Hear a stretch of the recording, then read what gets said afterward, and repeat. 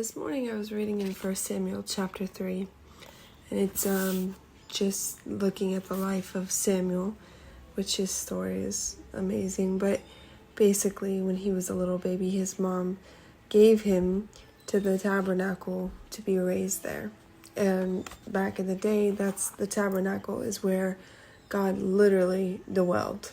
So in 1 Samuel chapter 3, it's talking about when he was a boy being raised in the tabernacle and the first time that God spoke to him. But this morning, chapter 3, verse 3 stuck out to me, and it says, "And before the lamp of God went out in the tabernacle of the Lord where the ark of God was, and while Samuel was lying down, the Lord called Samuel." And I thought, wow, how cool is that? When Samuel was just a baby and into manhood, he was raised where God literally dwelled. And God spoke to me and he said, "I dwell in you." And I really took the time to ponder that this morning. He dwells within me.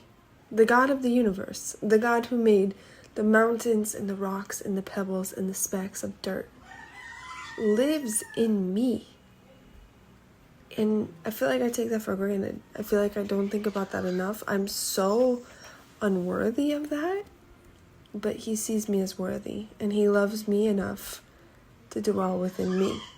And am I representing that well? And I'll tell you a secret too. If he's not dwelling within you, he can. You just have to say, "God, forgive me of my sins, come into my heart, and be the God of my life." And he can.